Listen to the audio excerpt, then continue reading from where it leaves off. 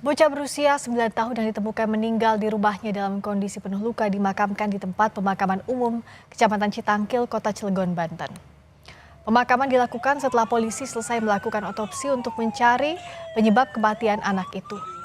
Menurut Muhammad Najib Hamas, Wakil Bupati Serang, ayah dari korban tersebut merupakan seorang politisi. Pihak keluarga sepenuhnya menyerahkan penyelidikan kepada kepolisian untuk mengusut tuntas kasus yang diduga mengarah pada kasus pembunuhan. Terkait dengan kejadian ini kita silakan percayakan kepada teman-teman dari polisi. Tapi dari sendiri siapa pengawal ya Pak ya?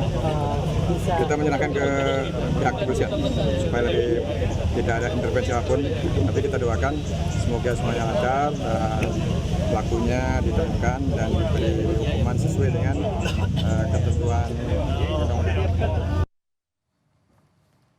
Dari hasil penyelidikan sementara, barang-barang milik korban maupun orang tuanya tidak ada yang hilang.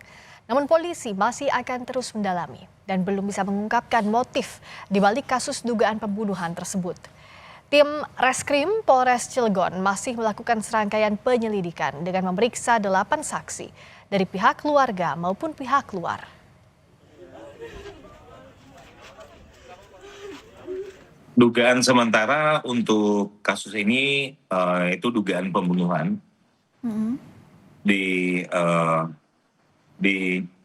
Dapat dilihat dari bagaimana keadaan korban di rumah sakit. Makanya sudah dari Polres Cilegon sudah membuat LP yang mencantumkan dugaan terhadap kasus pembunuhan. Jadi bukan perampokan, begitu Mbak. Untuk hasil pemeriksaan sementara, pemeriksaan masih tetap berlanjut karena dari untuk dugaan kasus pembunuhan seperti ini, untuk runut timeline harus jelas, lalu keterangan alibi dari para saksi juga harus jelas. Makanya butuh waktu cukup lama sampai sekarang, ke-8 saksi pun masih dalam tahap pemeriksaan. Pembunuhan bocah berusia 9 tahun yang juga anak dari politisi PKS ini masih terus diselidiki oleh polisi. Terkait motif dan terduga pelakunya, lantas apakah dugaan pembunuhan ini ada kaitannya dengan orang tua korban? Kita akan membahasnya dengan Komjen Purnawirawan Susno 2J Kabaris-Krim Polri tahun 2008 hingga 2009. Selamat petang Pak Susno. Selamat petang Mbak Ilona, selamat petang para pemirsa sekalian. Ya, Pak Susno, dari kasus ini polisi mengatakan tidak ada unsur perampokan. Nah, kalau mengarah pada kasus pembunuhan, dari analisis Pak Susno, apa yang membuat bocah berusia 9 tahun ini jadi korban? Baik, pertama kita ucapkan turut berduka cita kepada keluarga atas meninggalnya sang anak ya. Yang kedua tentang peristiwa ini. Peristiwa ini saya sudah sependapat dengan pihak Polres, ini 95% lah sudah pasti pembunuhan gitu ya. Mengapa? Barang-barang di tempat rumah korban tidak ada yang hilang. Nah, untuk sekarang adalah analisa berikut adalah apa motifnya gitu. Nah, motifnya mungkin belum bisa diketahui, tetapi kita sudah bisa membuat dengan keterangan-keterangan saksi untuk mengungkap siapa pelakunya gitu.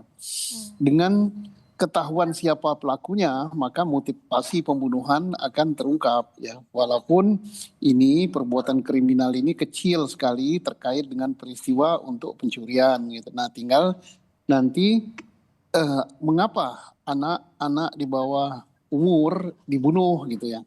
Nah, ini apakah motifnya motif politik? Kalau motif politik ya pasti bukan kepada yang bersangkutan, pasti orang tua. Atau motif balas dendam atau motif apalah. Nah, itu nomor 2 kita kesampingkan dulu, tapi yang penting kita mencari pelaku. Pelaku bisa diungkap dengan alat-alat bukti yang ada. Apa alat bukti yang ada? Alat bukti yang terdapat pada tubuh korban, yaitu berupa keterangan ahli nantinya dengan cara memintakan visum luar dan visum dalam.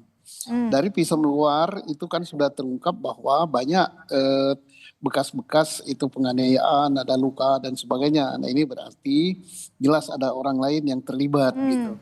Nah, kemudian adakah CCTV di lokasi gitu. Nah, Di samping ada CCTV di lokasi, kemudian nanti dari pihak orang tua dan sebagainya, adakah keterangan-keterangan yang didapat yang mengarah kepada siapa pelaku atau apa motivasi perbuatan ini. Dan juga dari saksi-saksi tetangga, itu merupakan keterangan yang bagus ya. Nah jadi dari saksi baik yang melihat atau mendengar, kemudian dari pihak orang tua, kemudian adakah petunjuk-petunjuk elektronik yang berupa HP, yang menerima WhatsApp, yang menerima SMS, atau yang menerima telepon dari pihak tertentu yang mencurigakan, yang mengarah kepada keluarganya ya, baik bapaknya atau ibunya, atau pembantu yang menerima pemberitahuan yang mencurigakan yang kemudian diikuti dengan peristiwa ini. Nah itu adalah petunjuk-petunjuk yang bisa diperdalam oleh pihak kepolisian untuk mengungkap siapa pelaku daripada peristiwa ini. Dan kita berharap peristiwa ini harus bisa diungkap oleh Polri gitu ya.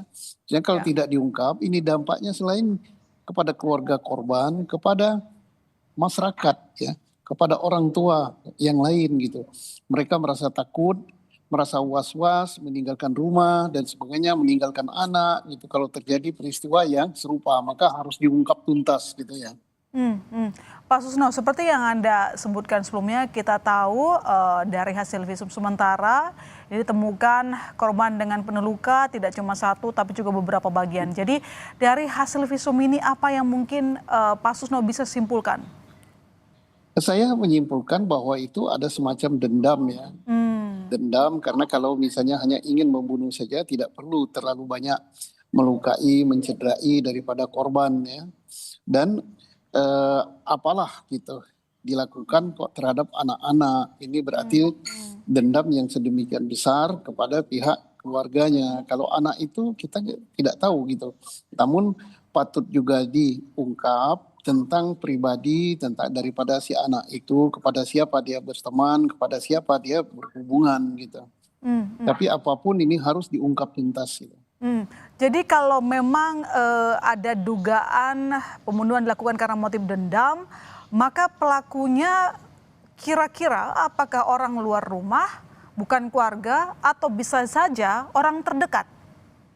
Bisa jadi menyimpulkan alat bukti itulah yang akan menyimpulkan pada suatu kesimpulan demikian.